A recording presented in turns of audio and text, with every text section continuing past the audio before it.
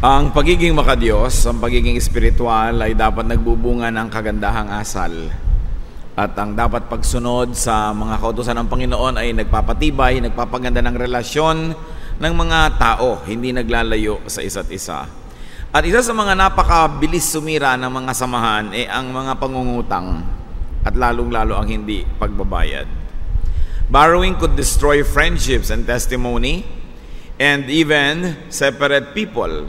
Kaya nga meron nga mga matatalik na magkakaibigan, magkakamag-anak, biglang naging till death do us part. Yung pala ay utang lang ang maghihiwalay sa kanila. Ang pag-aaral po natin ngayon, isang paglalapat ng katurungan ng Diyos sa pang-araw-araw na buhay para magkaroon tayo ng mataas na uri ng pamumuhay at patuloy na magandang samahan. Prescription for borrowers. O ano ba ang payo? Ano ba ang mga iniluluhog at ipinakikiusap at itinuturo sa mga nanghihiram, lalo na yung mga nangungutang. Ama namin sa langit, salamat sapagkat kami pinahihiram mo ng buhay at lahat naman ng magagandang bagay na aming tinatamasa ay hiram lang po sa inyo. Turuan nyo kami na umasal ng tama at kung kami tama, salamat Panginoon sa patuloy na pagpapaganda nyo pa na aming mga ugali at nawa kami naman maging blessing sa kapwa namin. May your wisdom set us free, and may your wisdom be our guide. Enrich our lives, the very details of daily life, with the power of your word. Lord, be our speaker, teach us, empower us. In the name of Jesus, your Son, our Lord and Savior, we pray. Amen. Prescription for borrowers. Unang-una, avoid borrowing. Ito ang unang-unang dapat natin na ginagawang pamantayan sa buhay hanggat maiiwasan yung panghihiram, lalo pangungutang, iwasan. At kung hindi naman maiwasan, avoid borrowing habitually. Yung nagiging lagi na lang una nating solusyon sa pangangailangan, manghiram, mangutang, umasa sa iba. Borrow only out of necessity. Borrow only necessary things. Ang hinihiram lang ng tao, yung hindi siya mabubuhay pag hindi siya nagkaroon sa oras na yon, kailangan niya. O kaya ay kailangan niya para magkaroon siya ng puhunan o pang negosyo at mapaunlad niya ang kanyang buhay. Hindi hinihiram yung alahas. Mabubuhay ka naman kahit walang nakasabit na alahas sa iyong katawan. Hindi hinihiram yung magandang damit. Kung wala ka nun, edi kung ano yung damit ang isuot mo. Hindi nangihiram ng pera para mag-party, mag-birthday party, mag-debut, en-granding kasalan na hindi naman kaya. Kasi pwede ka namang ikasal kahit sa ilalim ng hagdan sa City Hall. Ganun pa rin yun. I-honor pa rin ng Diyos ang kasal. Hindi yung magsisimula kayo ng first day of your marriage, sa kalubog kayo at nakabaon sa utang. Hindi ipinangungutang yung pampapa-extension, pampaganda ng bahay kung wala ka namang pera at mabubuhay ka naman kahit nasa malaking Tupperware. Maraming utang ang tao na hindi kailangan, kaya nagkakalubog-lubog sa buhay. Borrowing is very risky. Inilalagay mo ang sarili mo sa sobrang peligro pag nangungutang ka. Proverbs 22:27, if you lack the means to pay, your very bed will be snatched from under you. Totoo yun. Mangungutang ka at hindi ka makabayad, pati higaan mo, maibabayad mo. Friendship, dignity, chance to borrow again will be snatched from under your back pagka ikaw ay hindi makabayad. So before you borrow, you ask this, is it necessary? Kailangan ba talaga? Is it a matter of life and death? Is it for investment or production? Or just for vanity or for consumption? Pwedeng inuutang yung puhunan, lalo't kung pinag-aralan mo yung negosyo mo at kaya mong paandarin at bibigyan mo talaga ng pansin at bibigyan mo ng best effort. Pero yung para lamang added consumption, inuutang pa habang maiksi ang kumot, sabi ng matatanda, dapat matutong mamaluktot. Pahiram naman ng kotse. Bakit mo kailangan mahiram ng kotse? Kung may paka nga, pwede kang maglakad, pwede kang sumakay sa tren, sa tricycle, sa bus. Ba't ka manghiram ng kotse lang may kotse? Tapos naibangga mo, nakasagasa ka pa ng tao, kaya mong ipagamot, kaya mong ipagawaan sa sakyan. Yung ikakasal, wala kang puting kotse, edi pula. Sino ba may sabing dapat puti yan? Tapos nangihiram ka, nangaabala ka ng kapwa. Di ba? Mabuti na lang kung may nagvo-volunteer, o hiramin mo yung kotse ko. Kaya nung araw may bibili ng isang kotse na puti. Sabi agad nung kanyang kaibigan, wag na wag kang bibili ng kotse puti. Bakit? Hindi titigilang hiramin ng mga tao yan sa kasalan. Mapeperhuisyo ang buhay mo. Pahiram naman ng vacation house ninyo sa Baguio. Abay, kung wala kang vacation house, di huwag ka magbakasyon. Hindi ka naman mamamatay, no? Pahiram naman ng designer bag, may party akong pupuntahan. Diba? Pahiram ng ganito, pamporma. Meron pang ako nabasa nung araw, high school literature, yung The Necklace. Nang hirap siya ng pagkamahal-mahal na kwintas. Ang mahal talaga. Tapos nawala. Alam nyo, talagang nagkabaon-baon sila dahil pinalitan nila yon. Ipinalit nila, hindi alam nung may-ari, ang ibinilik sa kanya, iba ng kwintas na ang mahal-mahal din. Pero nagkagulo-gulo yung buhay nitong pamilyang to na nanghiram at nagsoli ng iba na. Para lang malaman later, yung palang naiwala niya, fancy. At siyempre, binayad niya yung totoo, nagkagulo-gulo yung buhay nila. And that story stuck in my mind. Yung leeg mo naman tatayo at hindi malalaglag yung ulo mo kung kahit walang kwintas eh. Bakit kailangang manghiram? Wala sa lugar ng mga pagpapahirap sa kapwa, pangaabala at pagpapahirap sa sarili, no? At ito ang isang policy, mga kapatid. Pag hindi nyo kayang palitan pag nawala o nasira, huwag nyong hiramin. Kasi pwede talagang mawala o masira. Pati ba naman blender ng kapitbahay, hihiramin mo pa. Ngat-ngatin mo na lang yung prutas. Total, marami ka namang bagang. No? Pwede mo naman niyang ngat-ngatin. Huwag nang hinihiram yung ganyang mga bagay-bagay. Avoid borrowing repeatedly from the same person. Do not punish productive and fruitful people by repeatedly borrowing from them. Parang sinasabi mo, aha, matagumpay ka, mabunga ka, paparusahan kita, hindi kita titigilan ng kahihingi o kauutang. Do not be a parasite who kills its host, and do not be a constant burden to others. Kahit nga si Paul, missionary, nagdadala ng mensahe ng Diyos, sinika pa rin niya na hindi siya maging pabigat kahit doon sa mga may tungkulin na nga, nasuportahan siya eh. 2 Corinthians 11:9, I have kept myself from being a burden to you. So kung si Paul na may pautang na loob, nagturo ng kaligtasan, naligtas ang kaluluwa mo, naagaw ka sa impyerno, lumuwag ang buhay mo, nagkaroon ka ng kaliwanagan, karunungan. Sabi nga niya, hindi ako nagpapabigat sa inyo. Yung pa bang wala namang naitanim na mabuti, tapos ikaw pa ang magpapabigat sa iyong kapwa? Kaya lagi mo itatanong, teka, may nagawa ka bang mabuti? Huy, sikat na sikat yung kamag-anak natin. Patulong tayo na gawin ito, gawin yun. Teka, tumulong ka ba sa pagpapasikat sa kanya? Ngayon kung hindi, wala kang karapatang makipitas-pitas sa bunga niya. Marami kasing hindi nakikitulong sa oras ng taniman, sa anihan, nandun lahat. Mga wala naman silang karapatan para ibalandra yung mga katawan nila doon at mangabala ng kapwa. Do not covet a hardworking farmer's harvest, especially if you did not help in the planting season. Avoid compromising yourself when you borrow. Your dignity, your safety. Siyempre, ang tao nanghihiram, inilalagay ang sarili niya sa panganib. Every act of borrowing is self-demoting. Tatandaan natin yan. Mahirap gumawa ng kaprasong monumento sa iyong pangalan, sa iyong pagkatao, sa iyong dignidad. Mahirap gumawa ng lugar sa lipunan na ikay ginagalang at pinapahalagahan.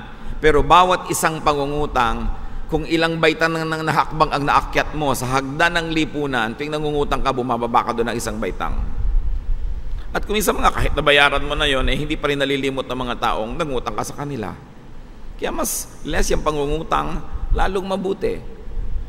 Marami mga credit card companies na hihirapang maningil. Kasi yung mga tao, bili ng bili, swipe ng swipe, wala naman palang ibabayad. Dumadali kasing mangutang pag may credit card.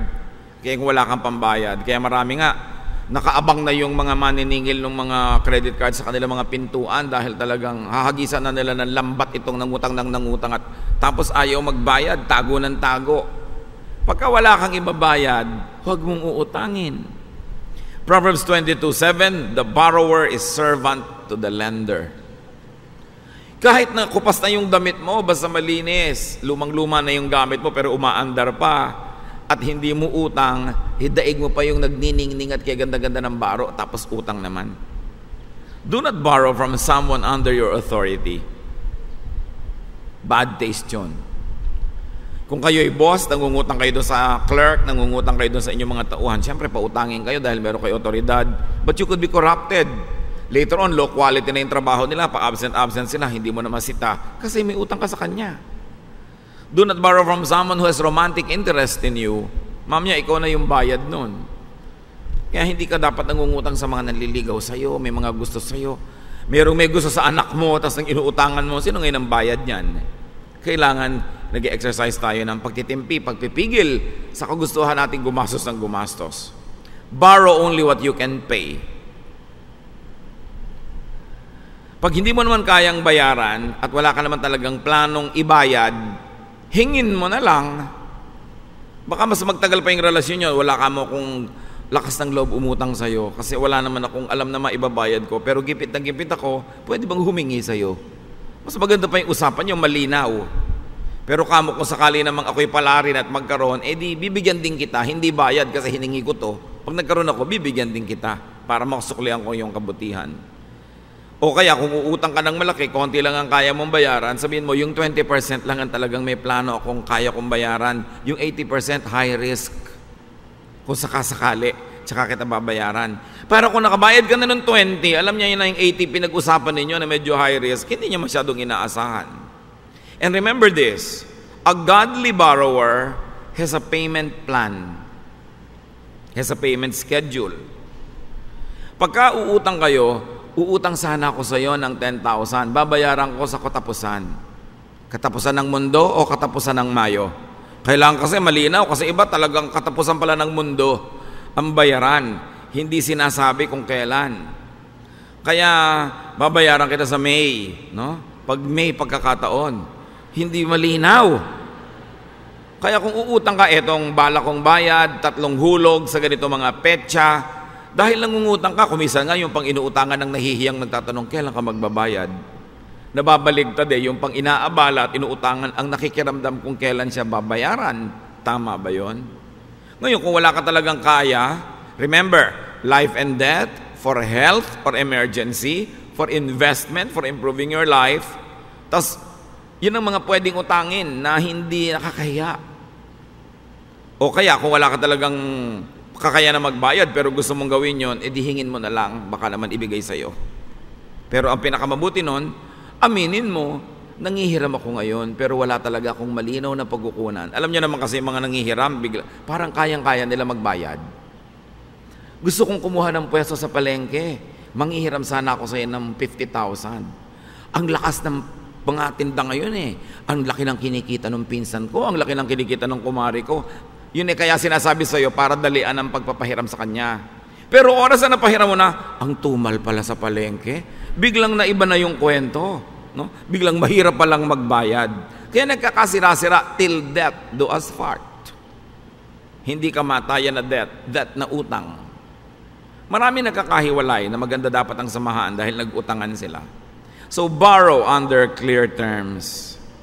What's the amount? What's your schedule of payment? Are you going to pay interest? Hindi ka man magbayad ng interest, dapat man lang magbayad ka ng cost of money. Kasi kung pinahiram ka niya ng 100,000, 5 years later mo binayaran, dapat marami ng kinitang interest sa bangko yun kung hindi niya ginagalaw. So, ang nangyari, dapat palitan mo man lang yun. Kasi yung 100,000 na hiniram mo 5 years ago, ibabalik mo ngayon 100,000, then bilang for bilang, iba na yung nun, purchasing power na iba na, bumaba na, nalugi na yung nagpahiram sa'yo. So you, not the lender, clarify everything. Nahihiya naman at minsan aawa yung hinihiraman natin para magtanong. So, better put everything in writing and volunteer to do it. Write it yourself. Bakit kailangang isulat? May kopya siya, may kopya ikaw? Kasi ang mga mangungutang madalas magkasakit ng amnesia. Ano kaya talaga ang himala ng planetang ito na ang mga mangungutang biglang nagkakaroon ng sakit na kalimot? Nagkikita kayo sa kasalan, sa mga lamay, sa mga kung ano-ano mga party, yung mga mukha nyo nagkakadikit na habang humihiwa kayo ng lechon. Hindi man lang sabihin, uy, hindi ko pa nakakalimutan yung utang ko sa'yo kahit 15 years ago na. Ikaw ngayon ang nakikiramdam, nalimutan na kaya niya. Ikaw ngayon ang kakaba-kaba, maniningil kaya ako, nahihiya ka pa ngayon. Madalas kasi yung nagpapautang pa ang nahihiya, imbes yung nangutang. And brothers and sisters, penalize yourself for being late or incomplete in payment. Pag sa bangko kayo nangutang at hindi tama yung bayad nyo, kulang-kulang, nagkaka-interest na naman yung hindi nabayaran na bahagi. Ngayon, yung mga tao, individual, Kasi mo na-delay ang bayad ko, so dinagdagan ko na lang ng 1 kilong mangga. O at least meron kang pampalubag loob. Hindi pwedeng wala kang malang pampakonsuelo.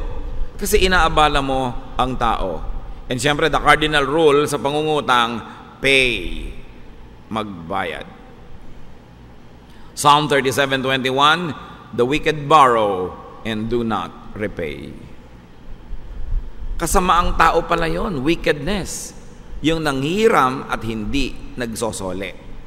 Nangungutang at hindi nagbabayad. And may I add, pay on time. Pay in full. And whenever possible, you volunteer to pay with interest. And pay cheerfully. Hindi yung habang inaabot mo yung bayad mo, nanginginig ang baba mo at lumuluha ka. Kailangan pa namin mag-iina ito eh. Pero ibabayad mo. Matuwa ka na nakahiram ka kahit sandali. Kaya importante, mataas ang ating antas ng kagandahang asal, no? Halimbawa, sa mga magkakamag-anak, magkakapatid kayo, inutangan nyo na ng inutangan tong isang kapatid nyo, pero may mamanahin naman kayong isang kaprasong lote, kaprasong bahay o kung ano man. Pag nagmamanahan na, abay alalahanin nyo yung mga utang nyo at sabihin nyo sa iyong kapatid, alam mo, yung parte ko sa iyo na kasi nautang ko ng lahat, na-advance ko na. Pag na lang siya nag-volunteer, at saka sabihin, hindi, hayaan mo, hati-hati pa rin tayo. At saka, but you must, as borrower, volunteer to give it up. Kasi, anong ibabayad mo? Yung iba magagalit pa. Selfish mo naman. Ito na lang ang inaasahan kong natira sa amin. Oo nga, pero yung utang mo, paano? Kung gusto niya maging mabait, mabuti, choice niya yon. Pero huwag mong pilitin siya na maging mabuti siya sa'yo dahil yun lang nagtiwala, nagpautang, kabutihan na. And until paid, always acknowledge your debt. Huwag deadmahin ang utang. Huwag magtago. Kaya yung mga iba hindi na talaga makasulpot sa mga family reunion, hindi makapunta sa mga class reunion. Pag may pupuntahan, itatanong, pupunta ba si ganito?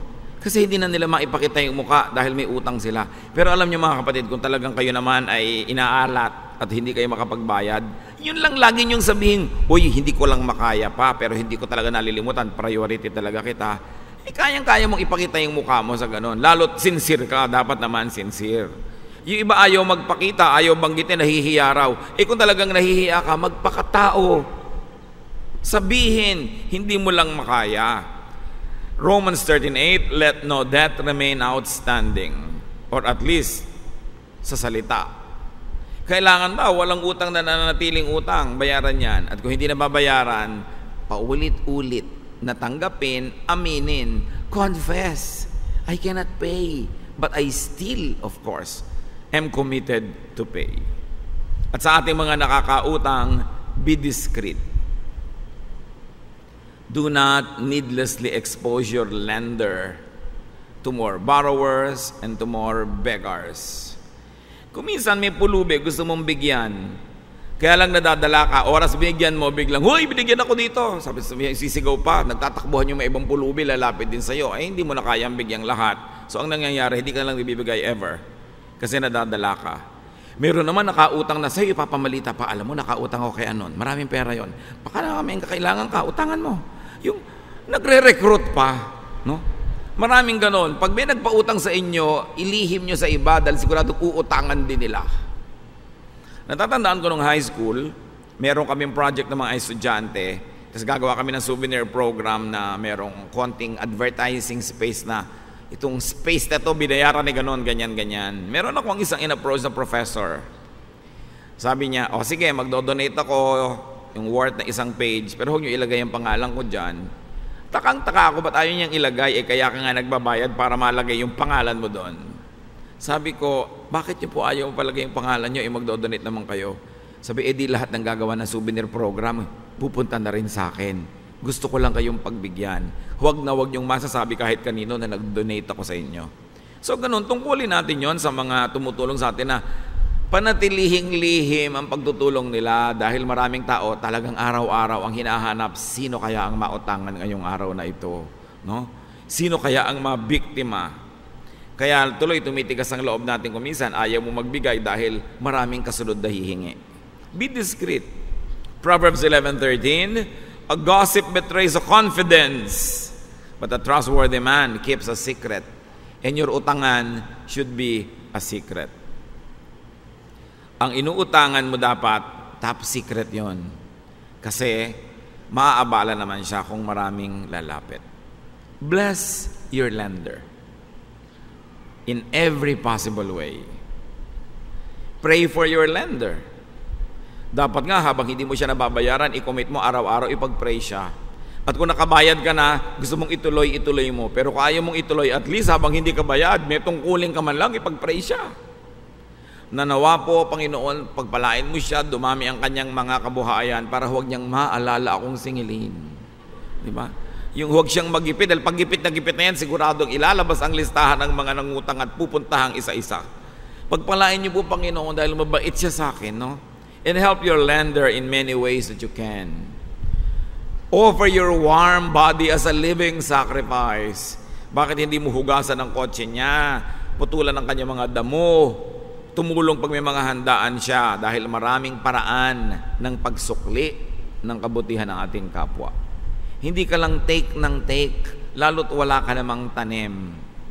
Ngayon kumisan, sige, may kapraso ka namang tanim. Once upon a time, nabigyan mo siya ng isang lata ng kondensadang gatas. Once upon a time, napalagaan sa iyo ng nanay niya yung anak dahil nagsine o may pinasyalan. Pero siguro naman sa dami ng kabutihang nagawa sa iyo, sobra ng bayad yun. Huwag mo nang asahan na lagi kang babayaran dahil matagal ng bayad at binibigyan ka lang patuloy dahil mabait lang at gusto lang magbigay pero hindi nagbabayad dahil sobra na. Kung bisa naman kasi tayo, may kapraso lang tayo nagawa, sandaling-sandali ng panahon. Hindi na natin matapos-tapos na ungkatin yun. Para lang tayo patuloy na tumanggap ng walang hanggang utang na loob. Dapat din, nakakalaya yung mga tinulungan natin sa pagtanaw ng utang na loob, lalo't napakarami na naman nilang sinukli. Hindi natin ginagawang obligasyon sa mga tao. And, if you really cannot pay, be formal, ask for indefinite moratorium. Sabi mo, alam mo talagang wala akong makitang paraan para kita bayaran in the next year or 2 or 3. Pero tandaan mo, hindi ko ito lilimutin. Ipanalangin mo rin ako at pag nakabangon ako, babalikan kita, babayaran kita. Pero for now, pwede ba limutin mo muna yan para huwag magkaroon ng istorbo sa relasyon natin, para mawala ng irritant? Ituring mo muna wala akong utang para tuloy yung friendship natin, tuloy yung samahan natin. Pero tandaan mo, hindi ko lilimutin na may pananagutan ako sa'yo. Dahil maraming tumutulong sa atin, dapat natin silang i-bless. Hindi yung ang naging sukli, nag-alala sila, nag-isip, ninervyos, at nainip, hanggang nagalit pa, ipananagutan natin yon. Philippians 4:14 and 19, Paul says, "It was good of you to share in my troubles. And my God will meet all your needs according to His glorious riches in Christ Jesus." So ito ang sukli natin to all people who share our troubles. Ewan ko kung meron sa inyo ngayon dyan na sinasabi nyo, may iniisip kayong tao ngayon na may utang sa inyo, sabi nyo, wish you were here. No? Yung, sana nadidinig niya to. Pero dapat din, internalize natin to sa ating sarili. Kasi kung minsan, may mga taong talagang nalimutan na nila na may utang sila. Yung talagang nalimutan. So mag-isip-isip din tayo ngayon, baka naman akala nyo yung mensahe para sa iba, yung pala talagang para sa sarili, kasi meron din tayong nalilimutang bayad-bayaran. So huwag dadalain, huwag gagalitin, huwag ubusin ang dugo ng nagpapahiram. Be gentle. At meron pang isang mga kapatid na paalala, umiwas kayong magsangla. Magsasangla kayo lalo ng bahay at lupa. Kung meron kayong kailangang isangla, may bukid, yun ang unahin yung isangla. Merong kung anong lote, pero pinakamahirap yung bahay mo na tinitirhan mo, tapos ngayon iniilit, hindi ka makapasok sa sarili mong bahay, napakasakit nun. So kung meron ka pang pwedeng isangla bukod sa residence, yun na lang ang residence ang ikip mo, mawala na lahat yung iba, mukhang tuloy pa rin ang buhay mo sa buong barangay kasi nado ka pa rin sa bahay mo, pero oras na doon ka na nawala, damang-dama, no, yung dagok ng kapalaran. Kaya kung may isasangla, huwag muna yung bahay at lupa. In fact, avoid na magsangla. Mabuti pa ibenta nyo na.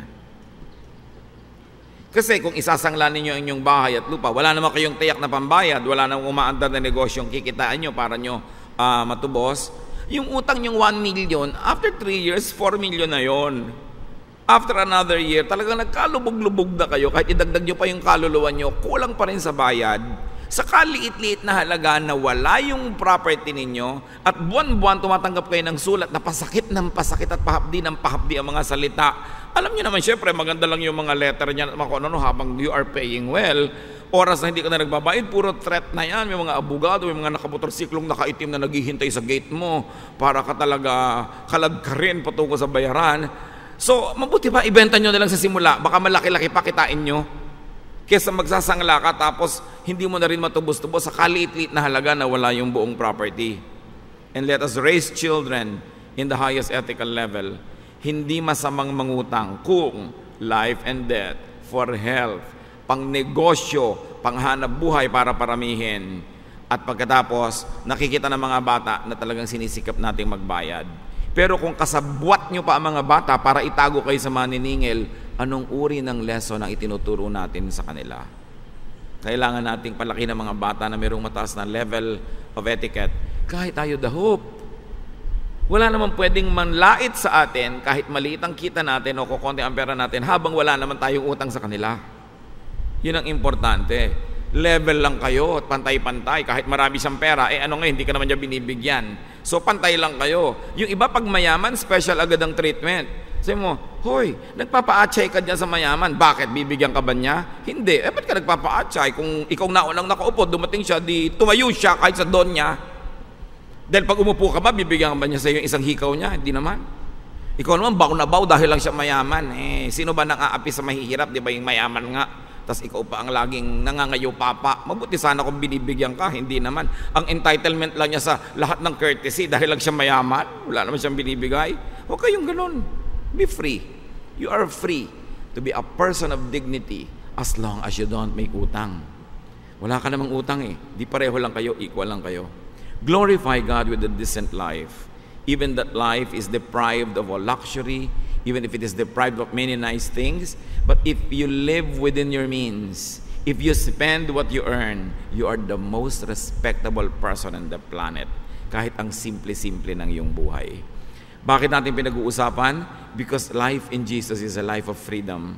We must be free from debt. Mas mabuting malaya, hindi ka nag-iisip na ganyan. Hindi yung kahit ang corny-corny ng joke niya, tawa ka ng tawa kasi may utang ka pala. No? Yung kahit na ayaw mong umattend sa birthday ng anak niya, mama niya nita pa ng 2 o'clock in the morning, nandun ka dahil may utang ka. Dapat gusto mo lang pumunta, kaya ka nandun, hindi na uubliga ka dahil may strings attached ang ganyang mga bagay.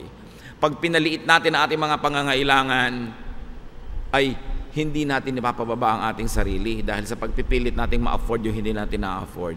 We must be free from this. We must free ourselves from the love of money and from the love of luxury when we cannot afford it. At basta tayo ng utang, kahit aagawin mo pa sa kakainin mo ngayon, magbayad ka. Hindi yung pagka may pera na ayaw nang magbayad, ayaw nang i-release yung pera, may pananagutan ka magbayad. At tayong lahat may utang sa Diyos. Na dapat din tayong marunong magbayad sa Kanya. Marunong tayong magsukli sa Kanya mga kabutihan, sapagkat lahat ng ating mga tinatangkilik at tinatamasa, pahiram din, pautang din ng Diyos. At siya man nag-aantay ng sukli dahil yun ang tamang paraan. Ama naming Diyos, salamat sapagkat paminsan-minsan napapaalalahanan niyo kami sa mga pananagutan namin ito. Kung may mga kapatid dito, Panginoon, na maraming utang, lubog sa utang at natutuliro sa dami ng utang, pagpalain mo nawa na kung ano man ang ginagawang negosyo, hanap buhay, ay ito ay magiging mabunga. At nang sa ganon, may maibayad at makatapos sa mga pagpapaalipin sa utang. At nawa, Panginoon, sa mga kapatid na nagkaroon ng maraming masasaklap na karanasan dahil sa hindi naman kailangan pangungutang pero nangutang pa rin, turuan nyo kami ng leksyon. Para sa mga darating pang araw na ipapahiram nyo sa amin, we will be free from debt and we will live a life of freedom even though it might be a simple life. At nawa, Panginoon, sa mga nagpautang naman na ngayon ay dalang-dala na, ituro mo sa amin na kahit kami hindi nababayaran, kahit kami naiinip, dapat pa rin kami magpasalamat dahil kami yung nagpautang at hindi kami yung may utang. Na hindi kami yung nagtatago at nahihiya. At ituro mo sa amin, Lord, kung talagang may nangutang sa amin na sinisikap naman ng lahat at hindi lang makabayad dahil hindi pa talaga kaya, ituro mo sa amin to be generous, to be kind, bigyan pa sila ng mga palugit at kung kaya namin, Patawarin na lang at burahin ang mga utang na ito para ang mga relasyon namin hindi magkasira-sira.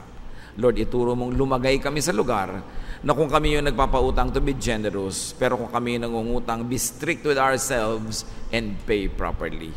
Magbulay-bulay tayo mga kapatid. Kung ito ang direct na pangangailangan ng inyong buhay o ng mga kamahal natin sa buhay, transmit the message of the Bible to people around you so that people may have a life of freedom. There's always a chance to straighten up our lives. There's always an opportunity to be able to pay and then live a debt-free life. Lord, teach us, hold us with your righteous right hand, and may we live debt-free lives. Turuan mo rin kami, Lord, na kung marami kaming blessing, huwag na lang kami magpautang, magbigay na lang kami. Total, ibinibigay nyo naman sa amin ang mga bagay na aming tinatamasa. Magbulay-bulay tayo mga kapatid sa ilang saglit ng tahimik na pananalangin, hingan nyo ang Panginoon ng personal na mensahe. Para kung tayo yung nagpapautang o tayo yung umuutang o tayo yung nasa gitna at naliligid tayo ng ganito mga tao, maging blessing sa atin ang karunungan ng Diyos. Lord, talk to your people. Bless us in a very practical way.